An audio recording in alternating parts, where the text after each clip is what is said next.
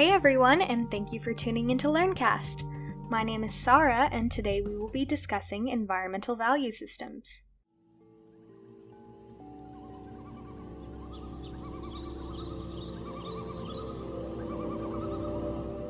So, to start off, we will be talking about what exactly environmental value systems are and the classification of different environmental philosophies.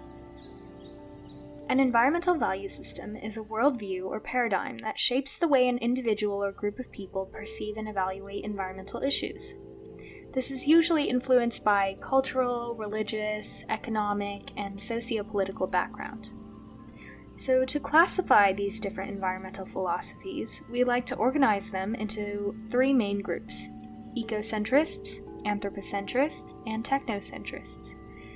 So ecocentrists put ecology and nature as central to humanity and emphasize a less materialistic approach to life, with greater self-sufficiency of societies. So within these three categories of environmental value systems, there are even more sort of branches that are within these categories. So within the ecocentric worldview, there are also biocentric thinkers who see all life as having an inherent value, a value for its own sake, not just for humans.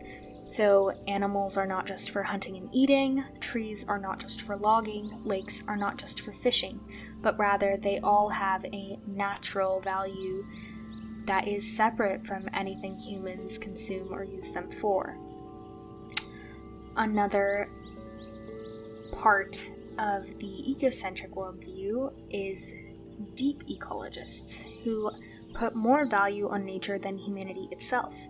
They believe in biorights, universal rights where all species and ecosystems have an inherent value and humans have no right to interfere with this.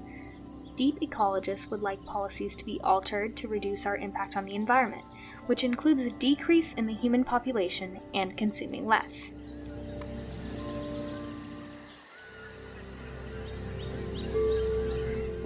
So, the second category of environmental value systems is the anthropocentric worldview, which believes that humans must sustainably manage the global system. This might be through the use of taxes, environmental regulation, and legislation. It's very human-centered, in which humans are not dependent on nature, but nature is there simply to benefit mankind and humankind. The third category of environmental value systems is the technocentric worldview, which believes that technological developments can provide solutions to environmental problems. Now, similar to what we had with the ecocentric worldview, there are different branches of the technocentric worldview. For example, there are the environmental managers who see the earth as a garden that needs tending. They believe we have an ethical duty to protect and nurture the earth. Environmental managers also hold the view that there are environmental problems, but we need the governments to legislate to protect the environment and resources from overexploitation, and at the same time make sustainable economies. Another branch of technocentrism is the cornucopians, who see the world as having infinite resources to benefit humanity. Cornucopians think that through technology and our own inventiveness, we can solve any environmental problem and continually improve our living standards. For them, it is the growth that will provide the answers and wealth to improve the lot of all, and nothing can really stand in the way of this. Now, something to think about is that, these worldviews, ecocentric, anthropocentric, technocentric, these are all extremes of the environmental value systems. And most of us think in both ecocentric and technocentric ways, or, both anthropocentric and ecocentric ways about all these environmental issues. And we may change our minds depending on various factors as we get older. It's just too simplistic to say that we fit into one or the other group all the time, because we can only experience the world through our human perceptions, and our human perceptions are bound to change based on, our surroundings and all those other factors like cultural, religious, political, socioeconomic, and all of those, so that's just something to keep in mind. Anyway, now let's focus on some specific examples of environmental value systems.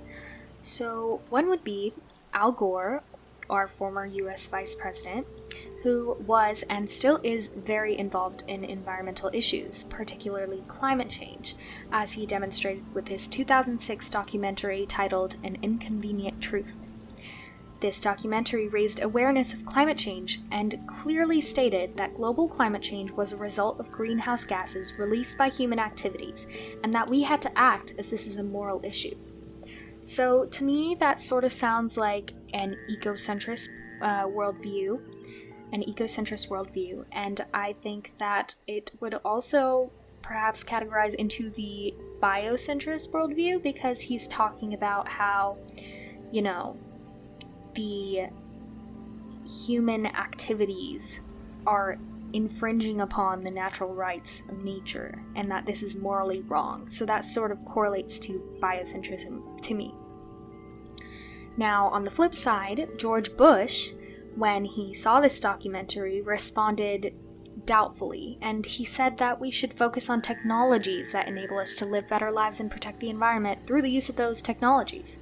So that one, to me, is pretty clearly a technocentrist point of view, because he's talking about how technological developments can provide solutions to environmental problems, any environmental problems that we cause.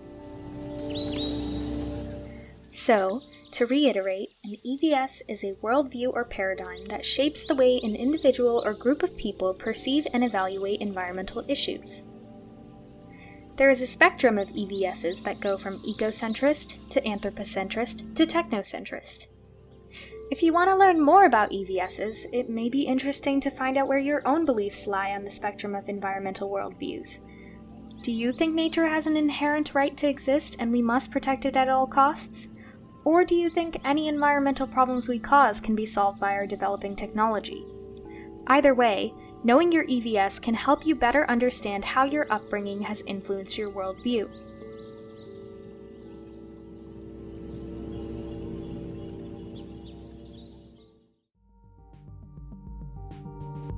Thank you for joining me for our review of environmental value systems.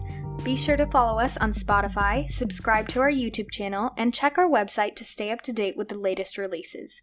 Until next time, listen, learn, repeat.